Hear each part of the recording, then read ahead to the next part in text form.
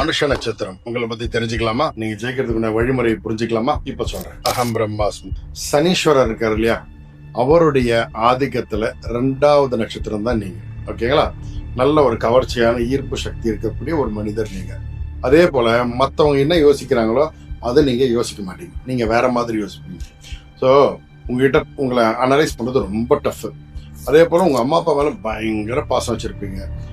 நம்மளுடைய கலாச்சாரங்கள் சாஸ்திரங்களை ஸ்ட்ரிக்டா ஃபாலோ பண்ணணும்னு நினைக்கக்கூடிய ஒரு கேரக்டர் உங்களோட. இப்போ அனுஷ நட்சத்திரத்தை பாத வாரியா பார்க்கலாம். 4 பாதங்கள் உண்டு. 4 பாதத்தை லைட்டா டச் பண்ணும்.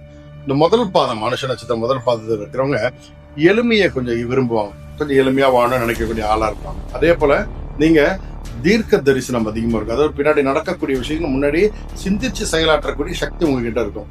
அப்புறம் இல்லாதவங்களுக்கு ஏதாவது கொடுக்கணும்னு நினைச்சா எடுத்து கொடுத்துருவீங்க. ஓகேங்களா? ஆன்மீகத்துல அதிக ஈடுபாடு இருக்கும். எங்க கலாகாலச்ச வேணும் அப்போ உட்காந்துற ஆள் நீங்க. அனுஷ நட்சத்திரம் 2ஆம் பாதத்தை நீங்க. உங்க நட்சத்திர அதிபதி சனி பகவான், ராசி அதிபதி செவ்வாய். ஓகேங்களா? வாழ்க்கையில எப்பவுமே சந்தோஷமா இருக்கும்னு நினைக்கக்கூடிய ஆள் நீங்க. ஸ்வீட் நிறைய சாப்பிடுவீங்க. ஒரு உங்களுடைய திங்கிங் ரொம்ப தெளிவா இருக்கும், குழப்பமே இருக்காது. அனுஷ நட்சத்திரம் 3ஆம் பாதத்தை சேர்ந்தவங்க. உங்களுக்கு ராசி அதிபதி பார்த்தீங்கன்னா செவ்வாய், சனி பகவானுடைய ஆதிக்கம் உங்களுதுல இருக்கு. நீங்க உங்களுடைய லுக்கே பார்த்தீங்கன்னா மற்றவங்க பார்க்கும்போது அப்படி அட்ராக்ட் பண்ற லெவல்ல இருக்கு. அந்த ஒரு கெத்து இருக்கு உங்ககிட்ட. அதே போல பார்த்தீங்கன்னா ஒரு லட்சியத்தை வச்சு அந்த லட்சியத்துக்கு பின்னாடி ஓடக்கூடிய ஆள் நீங்க. இதே போல அனுஷ நட்சத்திரம் 4ஆம் பாதத்தை சேர்ந்த இந்த நட்சத்திர அதிபதி பார்த்தீங்கன்னா சனி பகவான், ராசி அதிபதி செவ்வாய். ரொம்ப அன்பை காட்டக்கூடிய, அம்பிய அதிகமா காட்டக்கூடிய ஆள் நீங்க. கோபம் அதிகமா வரும், எக்காச்சக்கமா கோபம் வரும் உங்களுக்கு.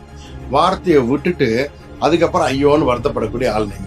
குடும்பம் தான் உங்களுக்கு வாழ்க்கை, வாழ்க்கை தான் குடும்பம் நினைக்கக்கூடிய. இந்த அனுஷ நட்சத்திரத்துல பொதுவாகவே அனுஷ நட்சத்திரம் சேர்ந்த எல்லா பாத ஆட்களுக்கும் சேர்த்து உங்க எல்லாருக்குமே சேர்த்து நீங்க வெற்றி அடையக்கூடிய ரகசியம் சொல்லுங்க.